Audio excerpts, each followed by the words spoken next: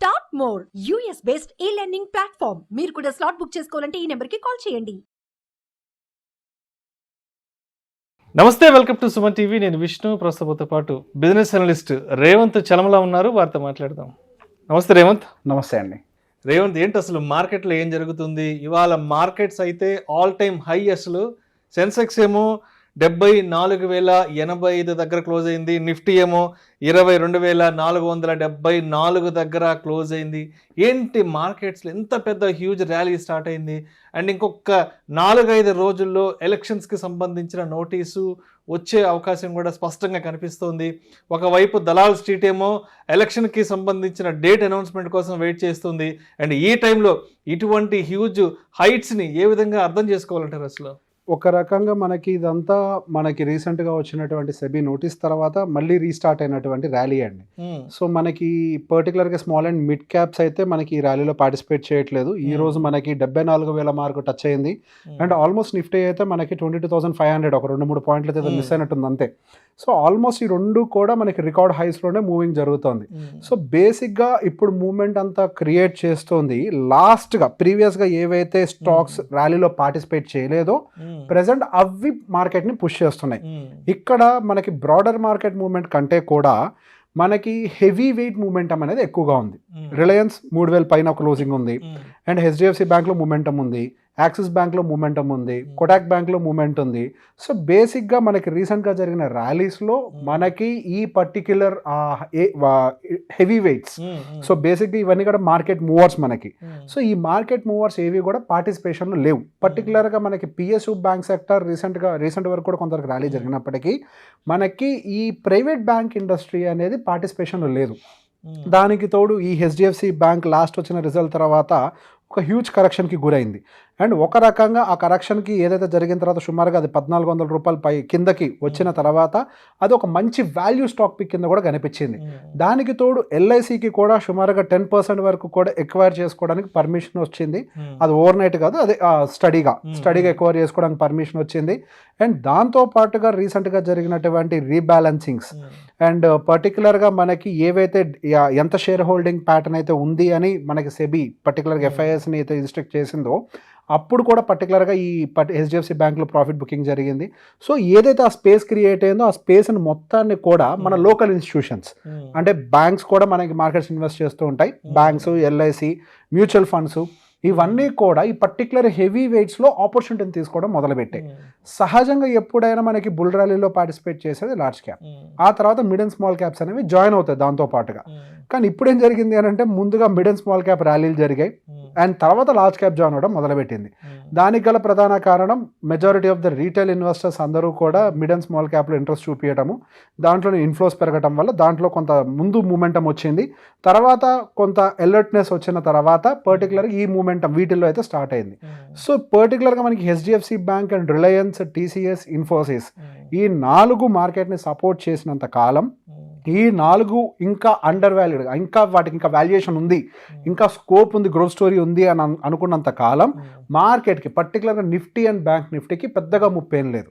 But other segments like మనకి mid and small క్యాప్లో అయితే కొంతవరకు మనకి ముప్పు ఉండొచ్చేమో, కానీ ఈ నిఫ్టీ, సెన్సెక్స్ అండ్ బ్యాంక్ నిఫ్టీని మాత్రం ఈ పర్టికులర్గా ఈ బ్యాంకింగ్ అంటే పర్టికులర్గా పెద్ద బ్యాంక్స్ అండ్ ఐటీలో ఉన్నటువంటి ఈ కంపెనీస్, రిలయన్స్ ఇవైతే డెఫినెట్గా ఆపుతూ ఉంటాయి.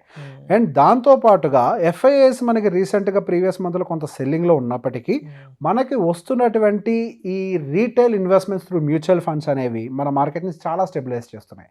ఇంతకు ముందు రోజుల్లో ఒక 3,000 కోట్లు 4,000 కోట్లు వాళ్ళు ఎఫ్ఐఎస్ అమ్మారు అని అంటే మార్కెట్ సుమారుగా 400-500 పాయింట్లు పడిపోయేది. ఇప్పుడు వాళ్ళు 3-4 వేల కోట్లు అమ్మినప్పటికీ గట్టిగా ఒక 70 పాయింట్లు 100 పాయింట్లు మాత్రమే మూమెంట్ వస్తుంది డౌన్ సైడ్. సో బేసిక్గా దానికి డౌన్ సైడ్ అంత కుషనింగ్ ఇస్తుంది మాత్రం retail participants like you and me. So బేసిక్గా అందరూ అనుకోవచ్చు మేము ఎక్కడ డైరెక్ట్ పోయి కొనట్లేదని, కానీ మీరు ఫర్ ఎగ్జాంపుల్ యూలిప్లో డబ్బులు పెడుతున్నారు, అవి ఎక్కడికి వెళ్తాయి? స్టాక్ మార్కెట్లోకి. ఎన్పిఎస్ కడుతున్నారు, అవి ఎక్కడికి వెళ్తాయి? స్టాక్ మార్కెట్లోకి వెళ్తాయి. అండ్ ఇప్పుడు మీరు మ్యూచువల్ ఫండ్స్ డైరెక్ట్గా కడుతున్నారు, అవన్నీ స్టాక్ మార్కెట్లోకి వెళ్తాయి. సో బేసిక్గా మీరు ఎక్కడ పెట్టుబడులు పెట్టినా ఇప్పుడు వాళ్ళందరూ రిటర్న్స్ మీకు ఎక్కడి నుంచి తీసుకొచ్చి ఇస్తారు? వాళ్ళకేం చెట్ల కాయో కదా. ఈ రోజు విష్ణు గారు 1,00,000 రూపాయలు పెట్టుబడి పెట్టాడు, చెట్టు నాటండి 10 సంవత్సరాల తర్వాత కోసి ఇవ్వడానికి.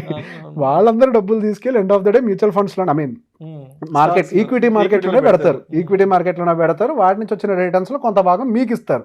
సో బేసిక్గా రీటైల్ పార్టిసిపేషన్ ఈ సేవింగ్స్లో పర్టికులర్ ఈక్విటీ పోర్షన్ అనేది పెరిగింది. ఈక్విటీ పోర్షన్ బాగా బిల్డ్ అవటం వల్ల మార్కెట్కి డౌన్ సైడ్ కుషన్ అనేది చాలా స్ట్రాంగ్గా ఉంది. ఎప్పుడైతే డౌన్ సైడ్ కుషన్ అనేది చాలా స్ట్రాంగ్గా ఉంటుందో ఎంతటి ఎఫ్ఐఎస్ వచ్చి సెల్లింగ్ చేస్తున్నప్పటికీ మనకి retail money pumping month on month వస్తూ ఉంది కాబట్టి సో మన మార్కెట్స్ గ్రోత్ స్టోరీకి ఎక్కడ అడ్డుకట్ట లేదు. ఎటువంటి నియంత్రణ స్మాల్ అండ్ మిడ్ క్యాప్ మీదకి వచ్చినా డబ్బులు రావడం అయితే ఆగదు, వాటిలోకి పెట్టుబడి పోవు అంతే. ఆ డబ్బులు ఎక్కడికి వెళ్తాయి, నెక్స్ట్ ఇమీడియట్గా లార్జ్ క్యాప్లోకి షిఫ్ట్ చేస్తారు. ఏవైతే ఫండమెంటల్గా స్ట్రాంగ్ ఉన్న కంపెనీస్ నిఫ్టీ నెక్స్ట్ 50 లేకపోతే నిఫ్టీ 50 బ్యాంక్ నిఫ్టీ బేస్డ్ కంపెనీస్కో వీటిల్లోకి షిఫ్ట్ చేస్తూ ఉంటారు. సో బేసిక్గా వాటి ఒక మేజర్ ఇంపాక్ట్ కరెంట్ మార్కెట్లో ఉంది. అండ్ ఆఫ్ కోర్స్ మీరు అన్నట్టుగా కొంతవరకు ఎలక్షన్కి సంబంధించి ఏదైతే కొంత నోటిఫికేషన్ వస్తుందో మేజర్గా మార్కెట్లో ఉన్న ప్లేయర్స్ అందరూ కూడా నెక్స్ట్ రాబోతున్నటువంటి ప్రభుత్వం అయితే కన్సిస్టెంట్గానే ఉంటుంది. ఇప్పుడు ఏదైతే ఎగ్జిస్టింగ్ ప్రభుత్వం ఉందో ఆ ప్రభుత్వమే నెక్స్ట్ కూడా కొనసాగుతుంది. సో కన్సిస్టెన్సీ పొలిటికల్ కన్సిస్టెన్సీ ఉంది అనే ఒక విషయం క్లారిటీ ఉంది కాబట్టి ర్యాలీ తీసుకెళ్తున్నారు. సో ఇప్పుడు మనం పార్టిసిపేట్ చేయాలని అంటే నా ఆన్సర్ ఆబ్వియస్గా మళ్ళీ నోనే ఉంటుంది. సో బేసిక్గా ఏదైతే మార్కెట్లో మళ్ళీ సేమ్ గవర్నమెంట్ వస్తుందన్న సెంటిమెంట్ ఏదైతే ఉందో అది ఆల్రెడీ ఫ్యాక్టర్ అయిపోతుంది. ఒక్కసారి ఫ్యాక్టర్ అయిన తర్వాత వాళ్ళు గెలిచిన తర్వాత ఇంకెంత దూరం పరిగెడుతుంది. మార్కెట్ ఎప్పుడు కూడా న్యూస్ రాకముందే రియాక్ట్ అయిపోతుంది. మార్కెట్ ఎప్పుడు కూడా ఎక్స్పెక్టేషన్స్ మీద ముందు రియాక్షన్స్ ఇచ్చేస్తుంది. రిజల్ట్ వచ్చిన తర్వాత ఇప్పుడు బై ఎనీ ఛాన్స్ ప్రభుత్వం కనుక మారితే కుప్పకూలిపోద్ది. ఎందుకనంటే మార్కెట్ ఇప్పుడు as of now consistent government expect చేసుకుని ర్యాలీ అవుతుంది. మార్కెట్ కూడా ఒక ఎక్స్పెక్టేషన్ ఉంది. మార్కెట్ ఎక్స్పెక్టేషన్ గవర్నమెంట్ అనేది సార్ మార్కెట్ ఎప్పుడు కూడా ముందుగానే ప్రతి దాన్ని ప్రిడిక్ట్ చేస్తుంది. ఎస్, ప్రతి దాన్ని నెక్స్ట్ రాబోతున్న జీడిపి నెంబర్లు ఎలా ఉంటాయి, నెక్స్ట్ రాబోతున్నటువంటి బ్యాంక్ రిజల్ట్స్ ఎలా ఉంటాయి, నెక్స్ట్ రాబోతున్నటువంటి ప్రభుత్వ పాలసీస్ ఎలా ఉంటాయి, బడ్జెట్ రాబోయే ముందు బడ్జెట్లో ఎటువంటి అనౌన్స్మెంట్స్ ఉండొచ్చు, ప్రతి దానికి మార్కెట్కి ఒక ఎస్టిమేషన్ ఉంటుంది. మార్కెట్ రియాక్షన్ రిజల్ట్ తర్వాత ఎస్టిమేషన్ రీచ్ అయిందా, రీచ్ కాలేదా, అసలు ఎస్టిమేషన్కి సంబంధం లేకుండా ఉందా అన్నదాన్ని బేస్ చేసుకుని అప్పుడు ఉంటుంది. కానీ ముందు ఎస్టిమేట్ బేస్డ్ మీదనే మూమెంటం ఉంటుంది. ఇప్పుడు మార్కెట్ ఎస్టిమేషన్ అంతా కూడా సేమ్ గవర్నమెంట్ ఫార్మేషన్ అని, సేమ్ గవర్నమెంట్ ఫార్మేషన్ ఉంటుంది అనుకున్నప్పుడు ముందుగానే దాన్ని ఫ్యాక్టర్ చేస్తుంది. అండ్ నేను ఇంతకు ముందు కూడా మనకి సంబంధించిన పిఈ రేషియోస్కి సంబంధించి ఒక పర్టికులర్ వీడియో నేను ఒక అనాలిసిస్ చేశాను. ప్రతి ఎలక్షన్ టైంలో ఎప్పుడు పిఈ రేషియో ఇంక్రీజ్ అవుతుంది, తర్వాత ఎప్పుడు డిక్రీజ్ అవుతుంది అని. సో బేసిక్గా మన ఇండియన్ పిఈ రేషియో ఎలక్షన్కి సంవత్సరం కంటే ముందు నుంచే పెరగటం మొదలుపెట్టింది. సో బేసిక్గా ఈ పిఈ రేషియో కన్సిస్టెంట్ గ్రోత్ అనేది ఒక 1.5 ఇయర్కి మించి ఉండదు. సో బేసిక్గా పోయిన మార్చ్ నుంచి మనకి పిఈ రేషియో ఇంక్రీజ్ అవడం మొదలుపెట్టినట్లయితే మనకి ఎలక్షన్ రిజల్ట్స్ వచ్చేసరికి మే జూన్ అవుతుంది. ఆ టైంకి రివర్సల్ అవడానికి చాలా అవకాశాలు ఉన్నాయి. అప్పటికి మనం 25 రీచ్ అయిపోతాం. చాలా మంది చెప్తారు అసలు మనం గ్రోత్ స్టోరీని మిస్ అవ్వకూడదు, 30కి వెళ్తుంది 40కి వెళ్తుంది అని. 30-40కి వెళ్ళే సందర్భాలు తక్కువ. నేను కాదని అట్లా వెళ్ళదు అని, వెళ్ళిన సందర్భాలు తక్కువ. చాలా మంది అట్లా వెళ్ళిపోద్దని వెయిట్ చేసి డబ్బులు పోగొట్టుకునే వాళ్ళ చరిత్ర మన దగ్గర ఉంటుంది. అంటే లాంగ్ టర్మ్ ఇన్వెస్ట్మెంట్లో ఉన్న వాళ్ళకి ఎటువంటి ప్రాబ్లం లేదు, వాళ్ళు పెట్టి వదిలేస్తారు. కాకపోతే భయపడే వాళ్ళు ఇప్పుడు కొత్తగా పెట్టుబడి పెట్టి రేపు రాబోతున్నటువంటి ఏదైనా డిప్ ఉంటే దాన్ని చూసి భయపడే వాళ్ళు మాత్రం కొద్దిగా జాగ్రత్తగా ఉండాలి. ఫ్రెష్ ఇన్వెస్టర్స్ మాత్రం కొద్దిగా కన్జర్వేటివ్గానే బెటర్ అంటే లార్జ్ క్యాపో లేకపోతే బ్యాలెన్స్డ్ మ్యూచువల్ ఫండ్స్ ఇట్లాంటివి చూస్ చేసుకోవడం బెటర్. అంతేకాని అగ్రెసివ్గా నేను వెళ్ళిపోతాను అని అంటే మాత్రం this is not for them as of now. ఈ టైమింగ్ అది కాదు. But there is no doubt market ఇంకొక మనకి 23,000 దగ్గర వరకు కూడా వెళ్ళడానికి అవకాశం ఉండుండొచ్చు. నేను లేదు అని ఎప్పుడు అనట్లేదు.